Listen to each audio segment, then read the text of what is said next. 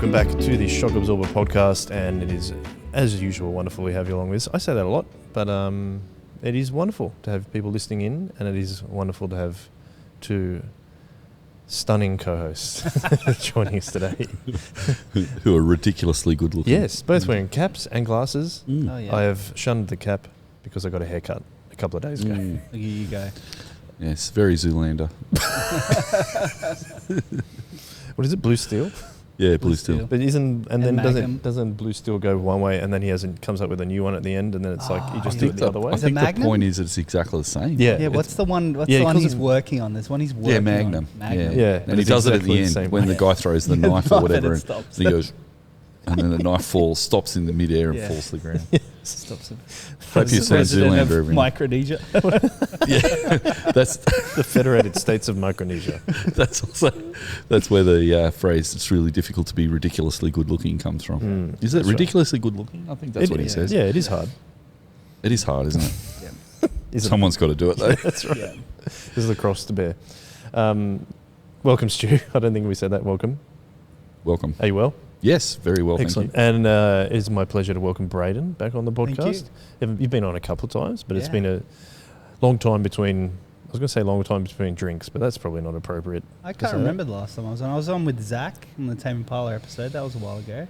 I think I've been on another one, but I can't I think you remember keep when. saying that, but I don't know if you were on the actual Tame Impala episode. But I have to go I back just into the remember archives. talking about with Zach about it. We and called enjoying it. Zach prior to recording it. Oh, So I don't think maybe Zach that was actually it. came on the podcast. You can check out Zach's Chip Lunch podcast, which is a few months ago, if you'd like to check that out. But Yeah. How do you find people in the list of podcasts? Because you know how you've got Chip Lunch podcasts are the title of what they're talking about. yes, If you want to look for a person, how do you do that?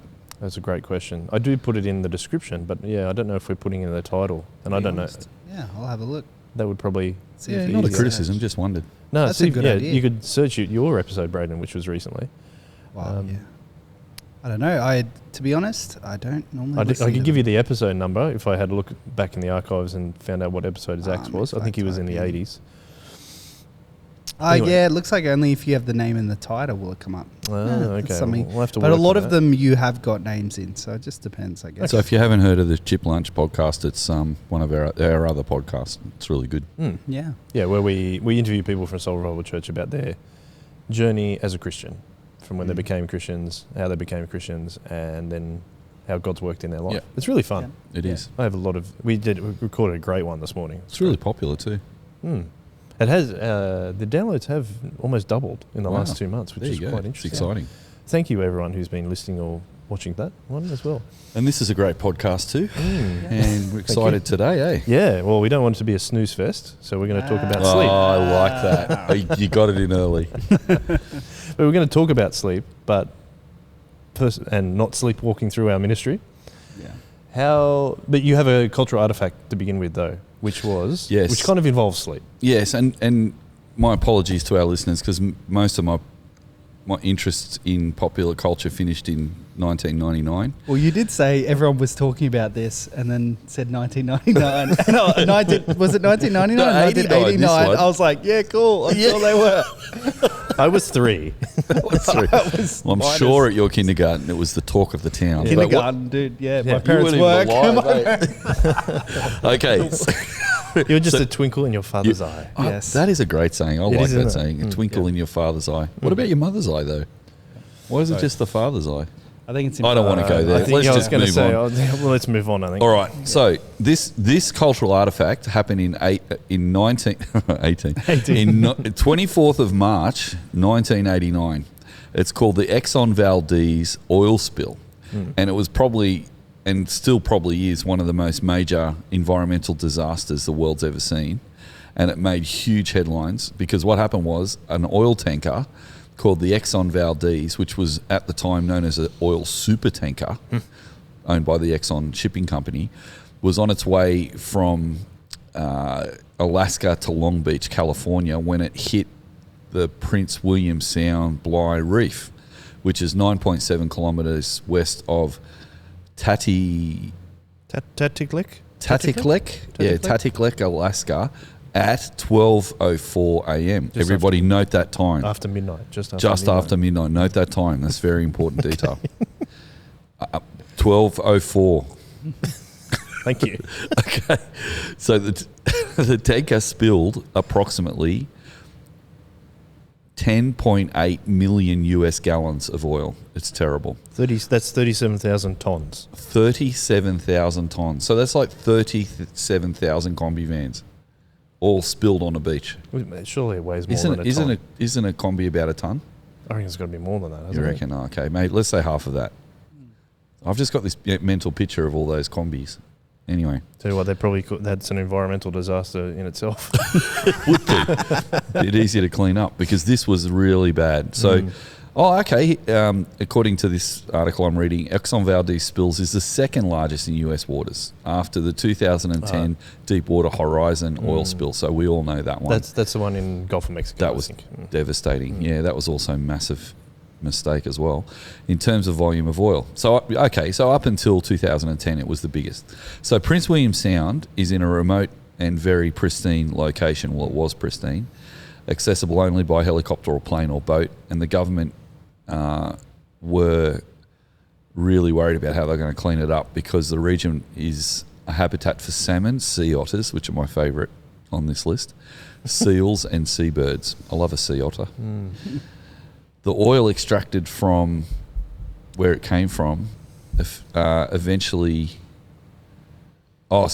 oil extracted from the bay where it all leaked eventually affected, get this, 2,100 kilometres of coastline, of which 320 kilometres were heavily or moderately oiled.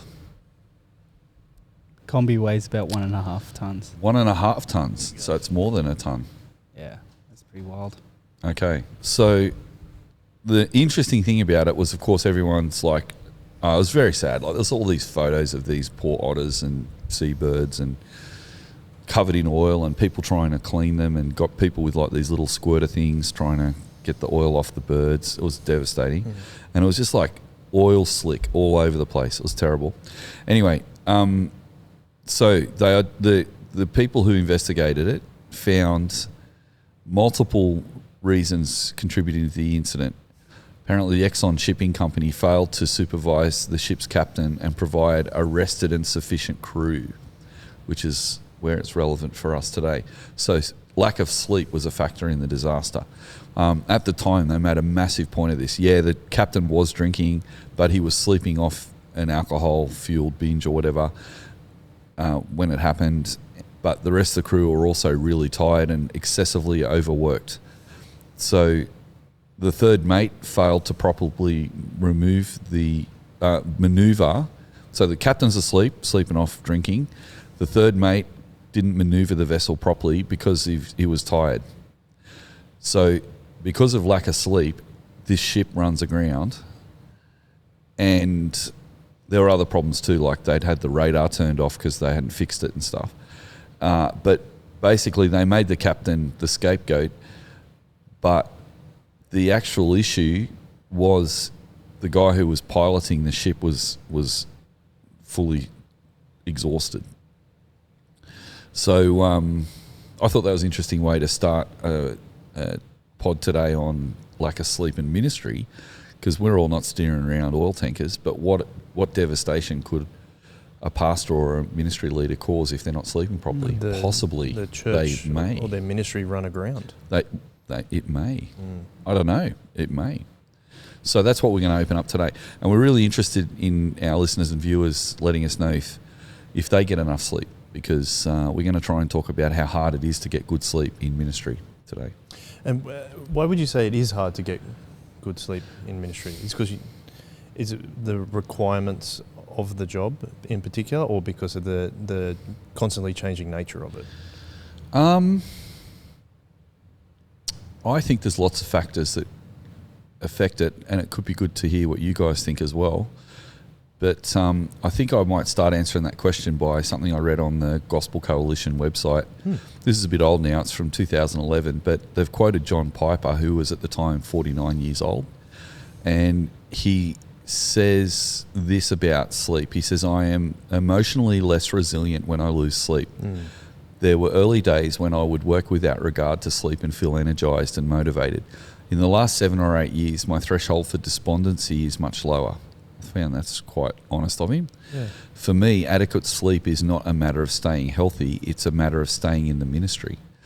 It is irrational that my future should look bleaker when I get 4 or 5 hours sleep several nights in a row. But that is irrelevant.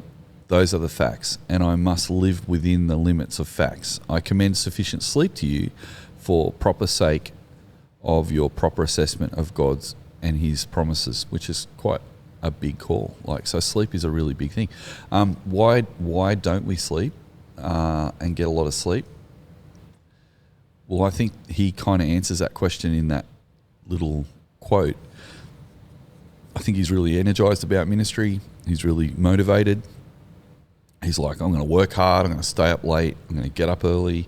And he had ended up getting to a point where he was only getting 4 or 5 hours of sleep a night. But then the side effect was that he then became less resilient, which I think is a big theme of this podcast. We need to talk about resilience. But if we were going to go even back further than 2011, I think issues with lack of sleep actually are also linked with technology, which many of the things we talk about on this podcast are. So I don't know if one of you guys want to see if there's something on the internet about this, but there was a lot of dissension when electric light bulbs were invented because people saw them as unnatural and invading their sleep.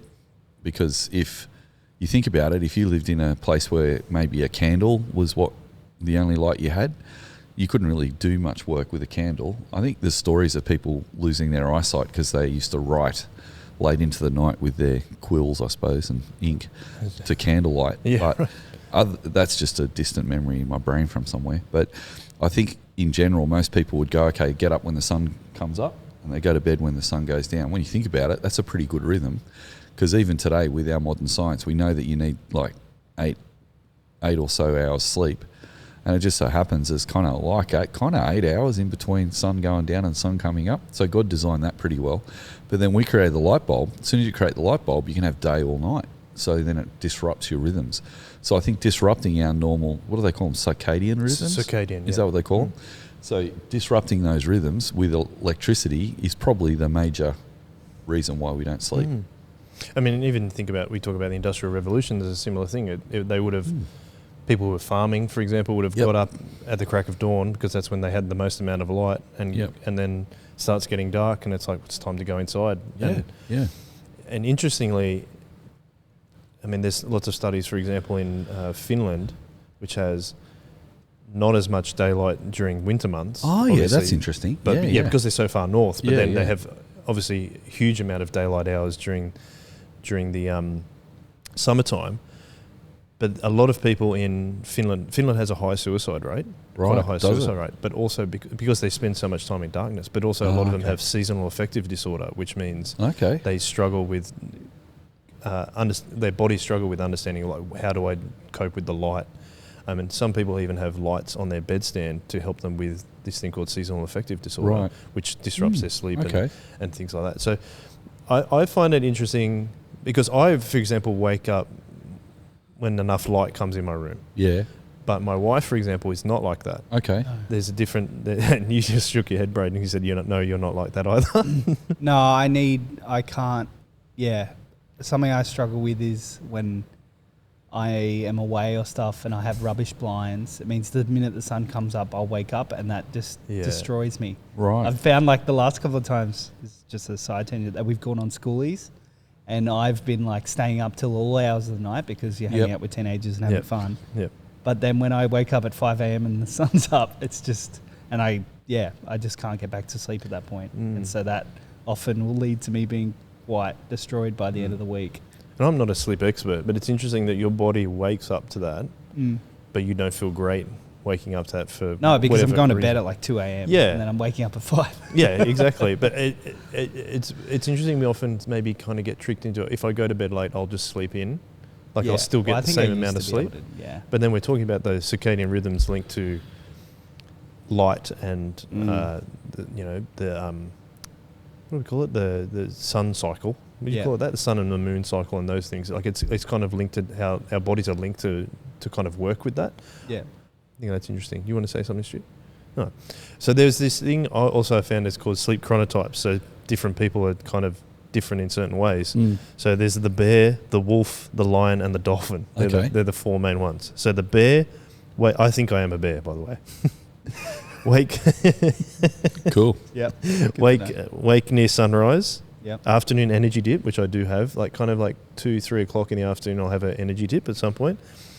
And tired That's by. why I like the Spanish and the French. How they have a nap. We'll have to come back to that if we remember. Anyway, go on. Do you want to have a siesta? You mean? I reckon it's a great idea. Yeah, there is a lot of benefits of napping. Apparently. Is there? Yep. Yeah. But also, you shouldn't. You know how when you sleep and have a nap, they say that you shouldn't go more than half an hour. That's because what my friend Cole told me. You go into a different REM cycle. Yeah, a different cycle of sleep. So if you have a nap and you sleep beyond that, you feel pretty rubbish when you wake up. But if you do it in the small space at the front of the sleep, that actually just gives you a good energy boost. And I agree. Especially if you have to work at night in ministry, it's a good little trick if you can sleep pretty quick and wake up. Some people can't. Yeah, I do struggle to shut my mind off to have a nap, for example. The other sleep chronotype is the wolf. You tell me which one you think you guys are. Bear so far, I think. The wolf struggles to wake up. Late day energy surge and do best thinking at night. Yeah. Is that you, is it? Is that you? So far. Okay. I'll see what the other ones are. The lion, natural born early bird. No. Lose steam throughout the day, prefers early bedtimes. No. And then the dolphin struggles to wake and fall asleep. Could I just pause on that? Lions spend their whole day sleeping in the shade. And the male ones, and then they let the female lions go and do all the hard work, and then they just eat at the end of the day and then go back to sleep again. Are you saying you're a lion? No. I'm saying I don't think that's a fitting kind of connecting animal to that person who gets up early. Anyway. And finally, there's the dolphin, picky. which struggles to wake up and fall asleep, is tired all day and wired in the evening. Oh, okay. Yeah, interesting. No, that's not me. I think I'm the bear because me and one of my daughters and my son, we all wake up at a similar time. Yeah. And it's usually around when the sun comes up.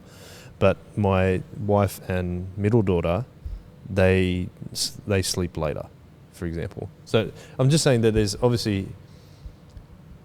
no one size fits all, but it's interesting to look at something like that and go, how can I work with that in order to maybe best work within my ministry? What do you think? Yeah, I think it sounds good.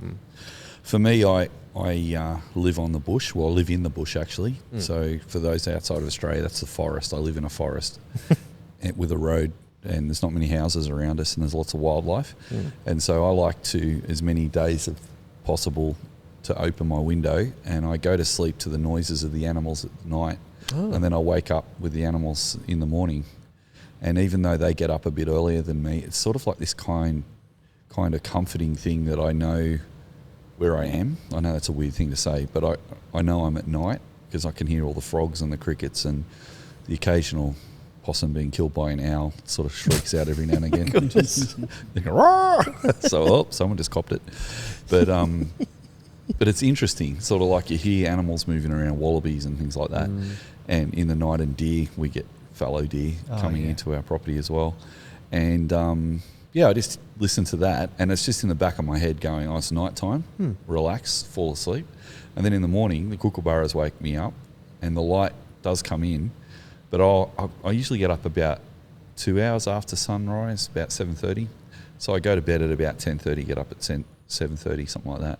But yeah, just being like smelling the bush and hearing the animals, I like that. It kind of kept, and I think if I wasn't living in the bush, I think I'd probably get a night sound on a phone or something in my room. I think I'd probably like a white noise. I think I'd probably play that because I like hearing the nightlife.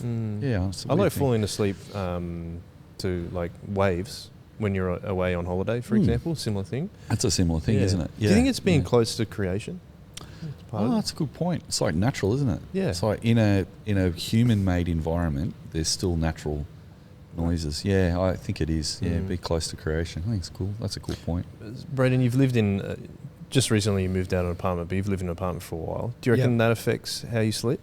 That's a good question. I think I am pretty bad at going to sleep without noise. I think that's because I have ringing in my ears from a lot of years of doing things. So Too many concerts. Well, I remember. So I moved out when I got married, and I remember, I don't know why, I just had tricked myself, even though my room was nowhere near the kitchen. I moved out and I was like, I can still hear the fridge. Like, I thought it was the fridge humming for some reason. It was actually my ears. And so I normally do fall asleep with some kind of noise on headphones or something, just because the ringing starts driving me mental after a while. Yep. But yeah, I think I do like falling asleep with some kind of noise happening. I'm also not someone that will wake up if there's big noises, or anything. So once I'm asleep, I'm pretty asleep. But as Stu mentioned, like, I think more of a wolf in terms of my brain really turns on at about 10 o'clock at night. So I went to bed early-ish last night in the hopes, just because sometimes it's nice to go to bed at the same time as your spouse. She goes to bed earlier than I do. But it meant that I sat there and wrote a sermon in my head for probably about an hour, and then eventually just like rolled over and jotted a few things into my phone because I knew I would forget it. But generally at about 10 o'clock at night is when I'm like, I don't know, maybe it is the quietness of it being dark and there not being much else around or happening. Just I find that's when I'm thinking the most.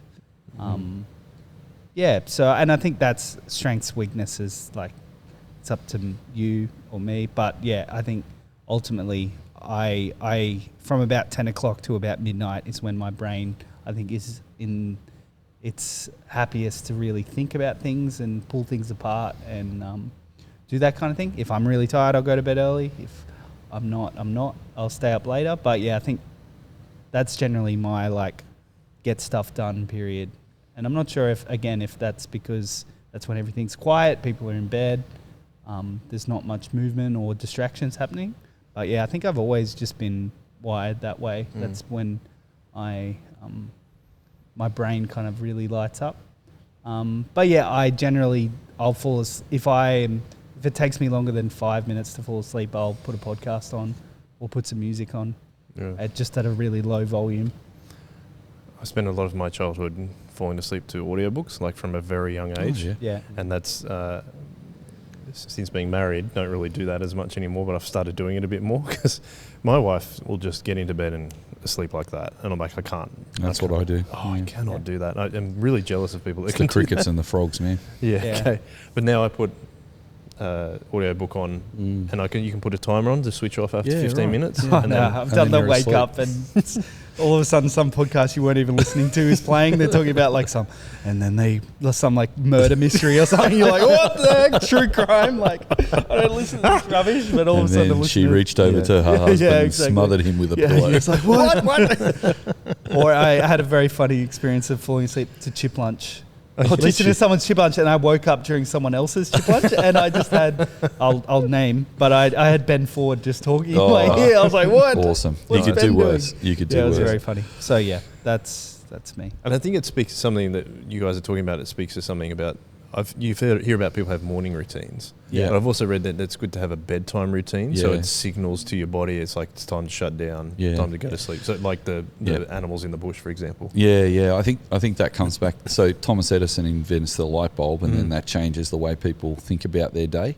And there's pros and cons to that. But one of the cons is when you're in ministry and you can minister at times when people are available, which is after work, then you can make that time extended and you can minister for a long time.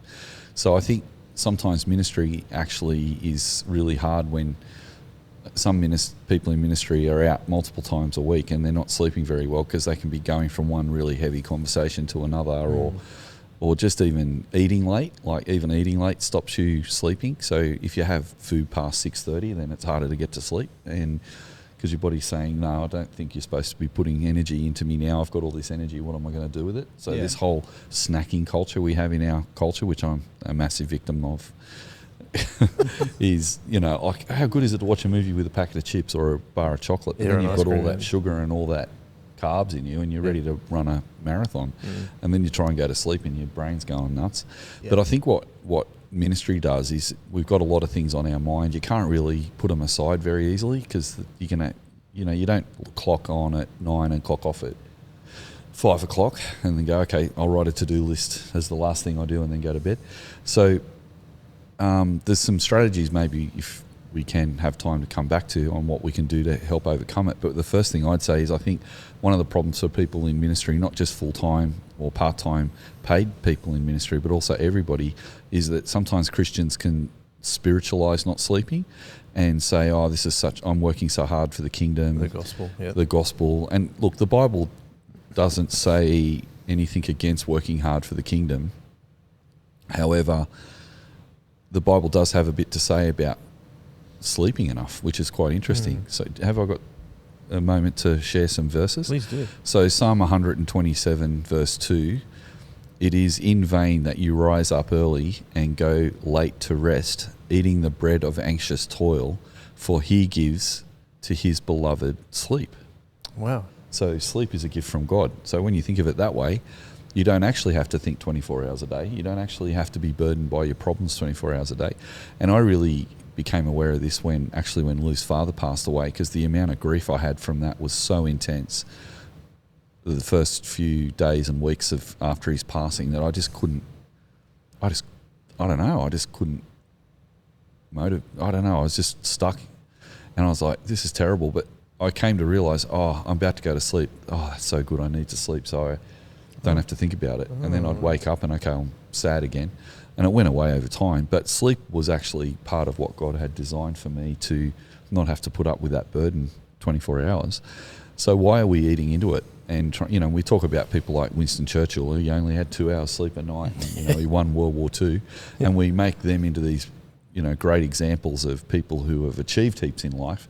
But actually, he had chronic depression, which was probably clinical and not brought on by sleep, but wasn't helped by lack of sleep. No. And he was also an alcoholic as well. So he was obviously drinking heaps when he should have been just sleeping.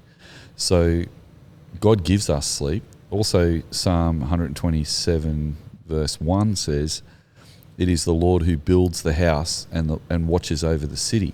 So in other words, when we don't sleep, we're actually not trusting God. And so we're working hard and not putting our full trust in God that he is going to actually be the one who is at work, and we're just partnering with him, which has been a big theme for us at Soul Revival this year, as we talk about Jesus changes everything and we just partner with him as he is changing everything.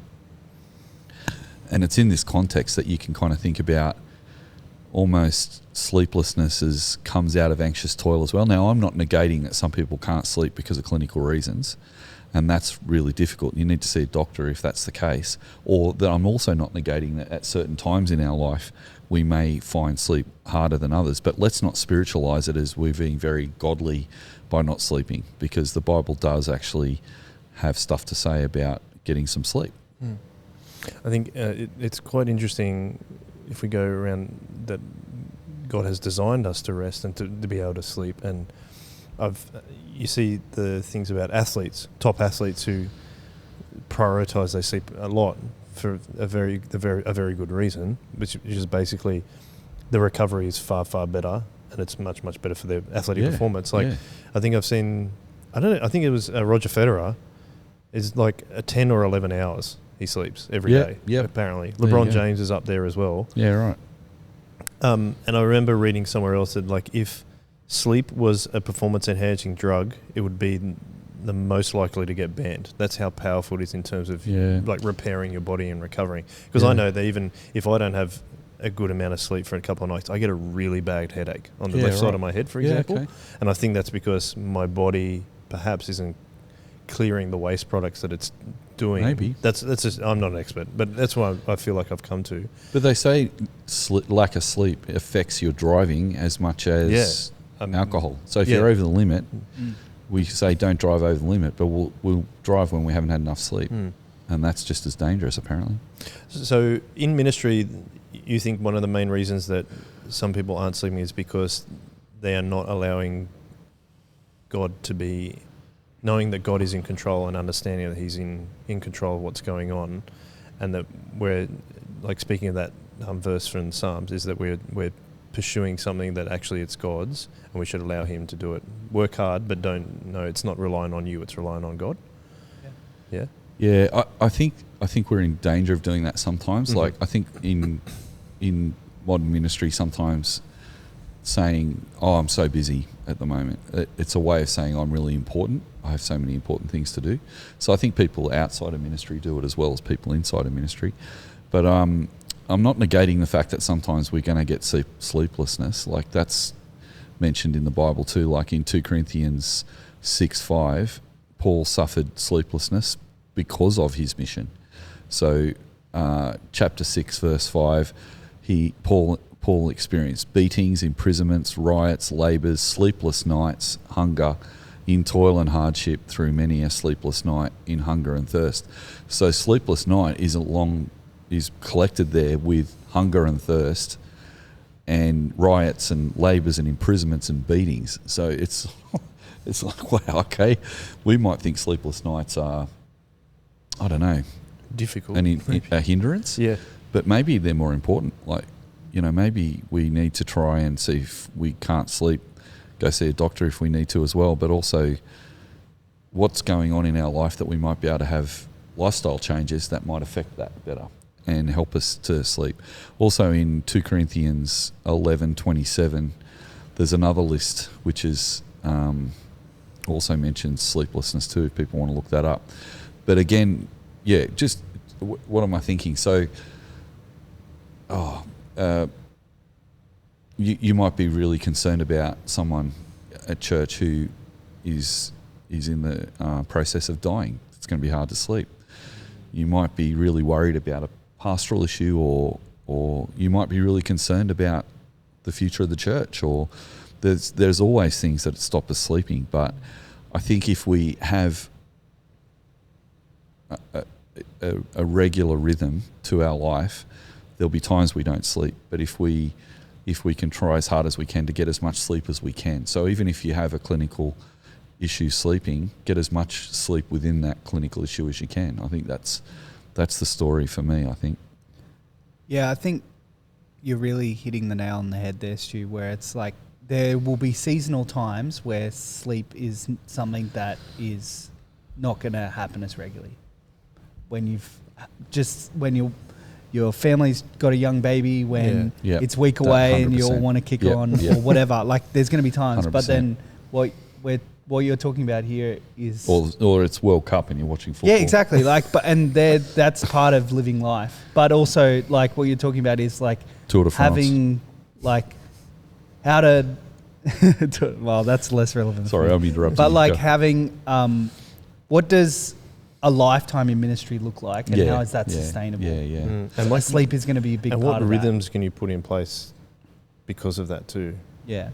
Yeah. Is that hard though to put in rhythms? Because I like someone that likes to put in structure in my life to facilitate the things that I want to do, for example. Yeah. But with ministry, you're taking care of people who sometimes like disrupt that. So how do you kind of mitigate against that, or not mitigate people having problems, but how do you build that into your life to ensure that you are still being healthy? Well, the first thing is the definition of yourself. So I think it was interesting, those different animals, what sort of sleep you are. I define myself not as one of those animals, but I used to define myself as a youth minister as I'd pride myself in spiritualised lack of sleep because I'm a youth minister. So I'm up with the young crew till late and I'm eating Maccas and doing all that, and my body's still suffering from the 20 years of lack of sleep and not eating properly. Like that's me. So yeah, in it's only really in recent years I've come at this sleep thing differently, and also nutrition and a whole heap of stuff, because I kind of used to think when I was younger, oh well, that's part of my sacrifice as a Christian. I'm going to extend my teenage, staying up late nights and hanging out and doing fun stuff. But I think I would then spiritualise sleeping in, and I'd sleep in till halfway through the morning sometimes, because I'd be having late nights doing ministry, writing talks, and I thought of myself as a night person. But then as I started to think about it, I was like, I'm just really tired all the time, and I wonder if changing that might make a difference. And going to bed early was absolutely fantastic. It was probably the best thing I've ever discovered in ministry, and I've come late to it. I'm nearly 30, well, nearly 35 years in ministry, and I've only just probably in the last 5 years really come to understand that getting a good night's sleep is a good thing. And so what I did was I redefined myself first and said, actually, I want to be someone who gets enough sleep. That's going to be a big thing. I want to drink enough water is the other thing, actually, funnily enough, that I didn't used to do. I'd just drink water every now and again, but I'd love drinking Coke Zero and cups of teas and coffee and all that sort of stuff. So I'm putting all these chemicals in my body all the time that are stimulants, and then I'm wondering why I can't go to sleep. And, you know, I'm eating junk food, and so just changing my diet a bit, changing my expectation. And this is a funny one, but I actually now look forward to going to bed, and I tell myself, I can finally lie down and have a rest and stop thinking. And even if my brain is going, what I did when I first started this was I just listened I opened the window and listened to the bush. And I also just thought, well, even if I can't think, I'm not going to get up. I'm just going to stay here. And for ages, I'd just stay in bed for ages. But I think it's really important, particularly for married people, to go to bed at the same time. So one of the reasons I say that is I've had a number of people over the years come and talk to me about trying to get help with the fact that they were self-medicating themselves when their wife would go to bed. So there were guys who would, you know, the wife goes to bed, and then the guys would tell me, I might go and get a glass of wine. And then they'd have a second glass of wine, and before they knew it, they'd have 3 or 4 glasses of wine, and then they'd go to sleep on the lounge, you know, things like that. And also the dodgy stuff on the internet, when there's not everyone around seeing you what you're looking at on the internet. Some guys have found that as an incredibly bad time to be awake because they attempted to look at dodgy stuff on the internet. So I think actually making a decision to go to bed with your partner, even if they go to bed earlier than you, regularly, maybe not every night, but regularly, it actually says something about, I'm actually going to, if I'm sad or I'm depressed, I'm actually going to look into that. Or if I'm tired and anxious, I'm going to look into that. And actually, funnily enough, sometimes you are anxious and depressed because you're not sleeping. Yeah. So the longer people stay up and self-medicate with, and it might not be some of those toxic things, it could be gaming. You might stay up late playing a computer game or watching a movie or watching a video. And then when people say to me they do that every night as a rhythm, that's when I worry, because if you do that every night, that's when the devil can really be a problem, and our own sinful nature is a problem, that we're tempted to do things to self-medicate that aren't great. So pastors often have an impression of themselves that maybe I don't have many people to talk to, maybe I'm carrying this big burden of everybody else, and it's really easy to then slip into giving, some ministers actually give themselves permission to do stuff that they wouldn't normally do because they're in ministry, which is so ironic.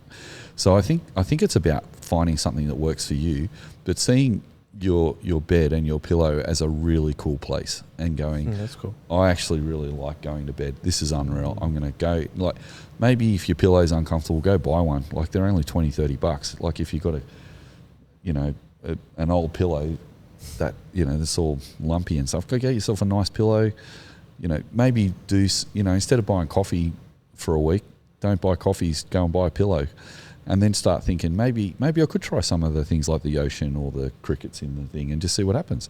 I mean, when I was in the HSC, that was probably my most hectic time not sleeping. And I just automatically thought of something similar to you guys, where I just got, Dire Straits just brought out Brothers in Arms album, which to this day is the most comforting, relaxing album I've ever experienced. So I'd put it on, and then I'd turn the tape over onto the second side and press play. And I hardly ever got to Brothers in Arms, which is the last song. Okay. I'd be asleep by it. And that would, I don't know how long an album is. How long's an LP? Probably 30 minutes. 40 minutes? 40 minutes maybe. So it was just on, and it was that. And I was listening to the words, and I was thinking about the things they were talking about. And I escaped out of my everyday into that world. And it was just playing in the background. So I think music is a good way to go to sleep. Soundscapes, obviously it's not the right thing for everyone, but I think build and this Gospel Coalition article, this other one I found that actually quotes those articles, is called Pastoral Ministry and the Struggle to Sleep, from 2016, if you want to look it up on the internet. Christopher Ash is the author, and he has a really cool idea, which is you need to be careful. Don't stop ministry in the late hours, just be careful how you shape your week around it. and consider how you wind down is one of the things that he says. How do you wind down? Now, I don't think any of us do. We go, oh, I can't get to sleep because we haven't wound down. And we used to talk about that years ago. I don't know where that got lost in our vernacular as a society. But I think that's with phones. Yeah, he says this, and if you're married, make sure you leave pastoral struggles and burdens outside the bedroom door. Intentionally share and pray together before heading to bed. Well, I actually don't do that because if I share before I go to bed, then I'm thinking about it when I go to bed. Yeah, that happens. You know, he thinks that he can leave it, but I actually talk to Lou about it when we first come home, and that gives me 4 or 5 hours to forget about it. The husband who says while dropping off to sleep, oh, I forgot to tell you about my conversation with, can be one sentence that ruins his wife's sleep and vice versa. I agree with that. Even as you're going to bed, if you say that, ruins sleep. Yeah. Either share it earlier or pray about it together and save it till the morning. But anyway, he's got 4 ways. Can I share these 4 ways? Yeah, he's got 4 ways, which I'm interested to see what you two think. Give yourself a few quiet moments to look back on the day and pray for those burdens you share, either on your way with your spouse or do it before you. No, I think it's good just to personally think about yourself to start off with. I reckon it's good to thank God for 3 things before you go to bed every night, and every day you wake up, thank God for 3 things and ask Him at the beginning of the day and the end of the day to help you. So when you're doing that, science is actually backing this up now as well as scripture, but science is saying when you think of 3 positive things when you go to bed and when you wake up, you're rewiring your neural pathways to be thinking positively. And I think that's part of sleep, thinking positively. I like it too. So that's one thing you can do, even if it doesn't work, it's a good thing to do. Then secondly, do something that helps you wind down besides an episode of an emotionally charged TV series. So that's why I don't watch SBS Insight, because when Lou sits down and watches Insight on SBS, I feel like I'm back at work. Because there's people talking about all their problems and I'm like, oh, this is really, really tiring. I feel like I'm at work again. Right. So, yeah, read a book or a chapter that's unrelated to work or your service. Something will slow your body down and slow your mind down. I love watching nature documentaries, except I don't watch the last 15 minutes because they always say climate change is going to kill these animals and they're all going to be gone in 15 years. That's the bit I find a bit sad.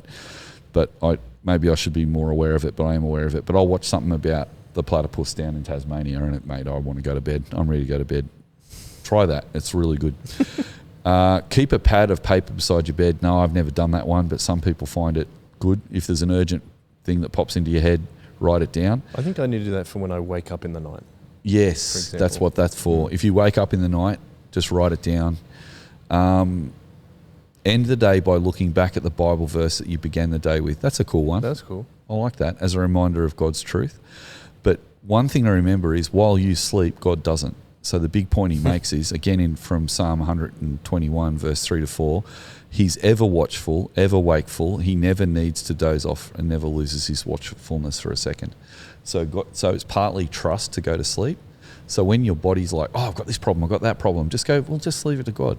So what I do, I used to try and write stuff down, but now I just pray and say, oh, Lord, I might just leave that one with you if that's okay. I'm done. I can't even write it down. I'm too tired. So that might be something to think about. So there's some interesting things. Sometimes when I found it hard to sleep, I've actually read about, apparently there's this technique that the seals use to fall asleep because you know they're in difficult areas. Yeah, of course they are. Yeah. And so it's relax every part of your body and then try and imagine like everything's blank. So you've got your eyes closed, but then you try not to imagine anything's come into your head. So everything's just black. But then also, the next step is to imagine you're floating on a boat, floating in the middle of a calm water. But then I started to realise like things keep coming in my head. But then I would take that and pray for that thing, and then it would exit my mind. Oh yeah, so that starts to help me to wind down for exactly some of the reasons I'm going to sleep is I've struggled with going to sleep is because I haven't wound down. Yeah, exactly what you're saying. Yeah, I think it's a wind down. Yeah. And when you said that, like there's things when you stay up too late. I end up, if my wife goes to bed, for example, and I stay up later because I feel lonely. But I like watching TV or whatever. Yeah, that's interesting. So I'm like, I don't want to be lonely. Yeah. But then I haven't gone to bed. Yeah, just go to bed. Yeah. Yep. And I find that loneliness is an interesting thing because I've learned this acronym recently called HALT, H-A-L-T, which is behavior that you're not happy about. Are you hungry? Are you angry? Are you lonely? Or are you tired? Okay. And that, if you can look at one of those 4 things, you can usually identify why you're not going to sleep. As another example. Yeah, that's really cool. Can I ask you guys a question though, in regards to? It's interesting you said that the something that's come out stopped being part of our vernacular is winding down. Do you think?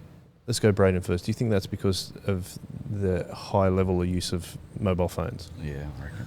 Yes. I think people use technology to wind down more. Like I used to read before I went to bed, and that died the minute that I got a phone. Yes. And I've recently started trying to read more. Yeah. I think that rhythm or wind down thing has been replaced with probably a bit of doom scrolling for a lot of people. Even if they maybe were watching a TV series or whatever, it just turns into a bit of mindless scrolling on the phone for a while, and that's the way that people are choosing to. And the phone is designed to take advantage of that. Yeah, too, exactly. With those apps. And you do that thing where you're like, oh man, now you just wasted the last half an hour doing nothing. You feel worse. Yeah. Totally. What do you think, think that's Stu? definitely a thing. Yeah, I think technology does. I think ever since 2008, there's been some good changes and some very bad changes too. I think it's really interesting that I still remember a time when you take a toy off a child and their reaction, and compare that to taking an iPad off a child. And I've seen a lot more tantrums and high level responses when you tell a kid he can't or she can't use their device. I think that's really interesting. I think those things, they're telling us they're rewiring our brains. I don't know how they're doing it, but I also think, I think what I started doing is have a glass of water next to my bed, so that when I wake up in the morning, the first thing I do is not reach for my phone to have a look at it, but have a glass of water. And I know that sounds silly, but I do that so that I'm just like, I'm not actually wanting to do the first thing I do in the morning, which is that. And then I'll also on my phone, I've put a Bible verse at the top of the phone. So next thing I do in the morning when I do look at my phone is read the Bible verse, the verse of the day from the YouVersion app. I find that really, really encouraging.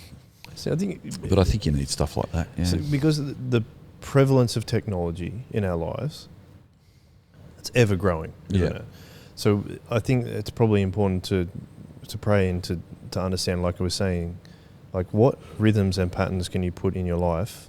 Even like the first thing you get up is the glass of water, for example. I nowadays try not to touch my phone or even look at my phone until I've done a certain amount of things during the morning. I sometimes wait till after breakfast too. That's not what I do. So I remember I've heard there's a writer I like called Ryan Holiday, and he's a Stoic writer, so you need to be careful with that. But the interesting thing is that he says if you start your day with the phone, you're starting your day on someone else's time, which is quite interesting. Now, I think it's also it's more just the impact that's what you're consuming is coming in before you've even transfer that to, for example, Bible reading. Yeah. And I think you're really starting to you're starting on God's time, which I think is a good move. Yeah, and even if you use your phone, I think there's some things that are good to use it for in the morning or the night time, maybe not before you go to bed, but you know, I read newspaper, always have all my life, and I just read Apple News when I wake up over dinner rather than, I think social media scrolling is really insidious because it knows what you're looking at. It knows how long you spend on certain images. It's then pumping advertising to you. So it's constantly stimulating about what you don't have and trying to get you to think like you need something new. Whereas newspapers are a little bit less like, it's probably the same thing, but it's more I feel in control. I'm reading the paper. I actually sometimes put it on my computer screen or my iPad and I'll read it like a paper. I won't read down and scroll through all the titles. I'll just use that function where all screen and then just go through one article at a time and just read the news. It's really, I like that. But I also really love history too. So another thing that I like doing is to wind down is if I am going to watch a YouTube thing in the evening, if Lou doesn't get too bored of it, I like those kind of little snippets about some historical thing and watch that. That's kind of fun. Yep. Get your head out of it. But I would really encourage people to think about, it's similar to what you were saying about the ringing in your ears. Like I get that too, and I got told by a doctor once, you can actually not hear it anymore if you want to. Yeah. And I don't know how valid this is for everyone, but I don't even hear the ringing in my ears anymore. I haven't heard it for like 20 years because I just listen to. I've taught myself not to listen to it. And I thought to myself, when I started getting keen to sleep better, I thought I'm going to listen to the crickets and the bugs and the frogs and stuff. And when you have something like that on an iPhone, even if you're in a unit, you can just hear them, and you just think, yeah, there's like, I wonder what that means. I wonder if they're talking to each other. I wonder if what that is. Or it's an interesting way to go to sleep because it's almost like you're listening to the world around you, and you forget thinking about yourself. And I know this sounds super weird, but another thing I did once was I watched a documentary on those penguins down in the South Pole, that there's these male penguins that through winter, they have the egg of their little baby on their feet for months. And if it falls off their feet, the baby instantly dies because it's so cold. But they don't eat anything for the whole of winter. They just all huddle together in the snowstorms until the girls come back with the food. The boys are just standing there. And when it's winter, I often thinking those poor penguins are like standing around in the snow by themselves. And now it's summer, I'm thinking, oh yeah, they're having fun, going for a swim and doing stuff. But when it's the middle of June, I'm like, as well as thinking about my problems, I also start thinking, oh, what's the rhythm of the penguins? I know that sounds weird. Or I think of the migration of the whales. I wonder where they're up to. Or I think about birds migrating. I also think about... Again, I love animals, and I watched this documentary on the wildebeest, and I know the months where they're travelling, and I often think, I wonder how many of them are going across the Serengeti at the moment. And I really like thinking about stuff like that, and it helps me. All of a sudden, that's more interesting than what's going on for me, and that helps me go to sleep too. Yeah. So, I suppose to kind of wrap up the podcast, Brayden, you're just starting out in full-time ministry. You've been doing, as you said, ministry for almost 35 years. Yeah, I'm in the winter of my ministry for sure. No, I am. It's good. I like it. I like being in winter. But what would both of you guys say, what you've learned so far and what we've talked about today in terms of sleep and ministry? I'd say we've been talking a lot about, like, if we talk about the bookends of a day, we've talked a lot about the end. And I would say a lot of the things like the wind down time, I've, especially in the last couple of months, figured out that the wind up time is also really important too. So I think I was so used to going to bed late and setting like as late of an alarm as you possibly can. Like, oh, I got to be out the door at 7 o'clock. Better set that 6:58 alarm so that I can get like every possible minute out of the sleep. But I think a good thing that I've had in the last couple of months is figuring out that morning rhythm.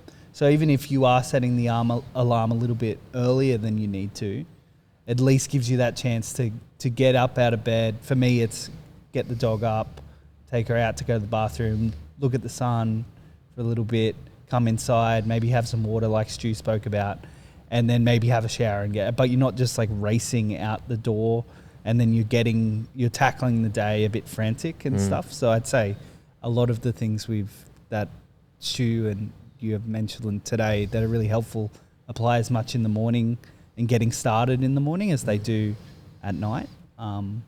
Yeah, I've found that. But I think I've chatted with Stu, like I've only really just started full-time ministry rather than full-time study and part-time ministry. And I think, yeah, having days off and being aware of where you're investing in relationships and setting healthy boundaries, it seemed like it's going to be the next little challenge and fun. And I'm still trying to figure that out. Yeah. My little things are, I used to resent having to go to bed, but then I also used to resent having to get out of bed. Yeah. And then I thought, why do I not want to go to bed at night, but I don't want to get out of bed in the morning? That's weird. So what if I do this? What if I want to go to bed? So you got to make yourself a nice space in your going to bed time, I reckon. Just make it really something you really want to do. If you need a fan even, like get yourself a $20 fan from Kmart and put that on. That's good white noise too. Blows a bit, blows the air around a bit. Some nights are hot and you can't sleep. Some nights too cold. There's all that stuff. But in general, my rule is 10:30, 7:30. So I get up at 7:30. I've got the blessing that I can get up that late, but I go to bed at 10:30. And I think if you have to get up earlier and you're tired, I'd even explore starting at 10. So if you've got to get up at 6, I'd go to bed earlier and just try it. You can't necessarily do that as in ministry all the time, but if you have to go to bed at 9:30 in order to get up early, then maybe do it. Just try it for a while, see what happens. And you feel bummed. You're like, I want to watch a TV show, or I want to do this, or I want to do that. But how many hours are we spending on devices and watching shows that are actually hours and hours? We really don't need that much. So maybe go to bed at 9:30 most nights, and one night stay up a bit later. Try things. That's what I've done, and I found a rhythm that works for me, and it's going to bed at 10:30, getting up at 7:30. I'm going to experiment in the next few months getting up at 6:30 because I want to start surfing again more regularly. So I'm going to try that, but that might mean I go to bed at 10. I might go to bed a bit earlier. So anyway, that's my thoughts. Yeah, I think that's really cool. I think the morning routine thing that Brayden hit on is something that I try. I actually at the moment have been getting up at 5:30 and reading my Bible, journaling, and just reading some non-fiction, and I found that is really helpful just to get me started for the day in terms of what I want to do. But it's also kind of based on, there's I think we've mentioned it before, there's a guy who has a podcast from Stanford University called Dr. Andrew Huberman, and he talks about things that work for everyone. He talks about hydration, which you've talked about that because you're really quite dehydrated from sleep. That's helped me sleep, I think. That's been really cool.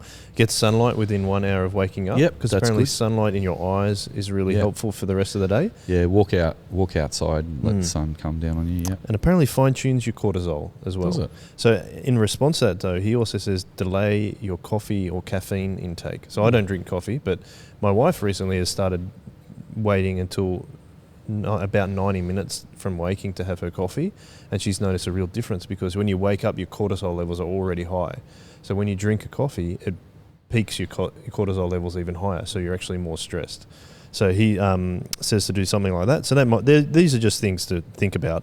And then he says engage in morning exercise, which you're thinking about doing the surfing, which is cool. Yeah, I have been going, for the last 5 years, I've been going to the gym twice a week, but I've decided to change it up and go surfing twice a week instead. Yeah, cool. But because I'm not actually paying for it, I'm not as motivated, so I've got to get myself motivated. But that's a good thing to think about. The other thing I want to say too is I've got a theory at the moment that the more ordered your ministry week is, the more relaxed you are. So if you can take the guesswork out of appointments, for example, and have a few times, and you don't want to be fanatical about it, like people come first, but if you can order things so that you're actually in a fairly manageable rhythm and you're not stressing during the day, then you're probably going to sleep better too. Yeah. Just another thing I've been doing is I time block my entire week in the last 3 weeks. Yeah, I've been how's doing that been going? And I think I'm more productive but more relaxed at the same time, that's good. in the most part. Yeah, it's good. Which has been great. Anyway, all right, cool. This has been fun. Yes. Think about those ideas so you don't sleepwalk through your ministry. Excellent. Sounds like a good Thanks, idea. Joel. Thank you, Stu. Thank you, Brayden. Thank you to everyone listening or watching. If you want to tell us your morning routine or your evening routine, send it through to joel@shockersorber.com.au. I'd love to hear any other kind of tips and tricks that you like to do to make sure you have a good night's sleep. And hopefully it improves how you do your ministry if you are in such a position to do so. But as always, we say thank you very much and finish with a one way. One way.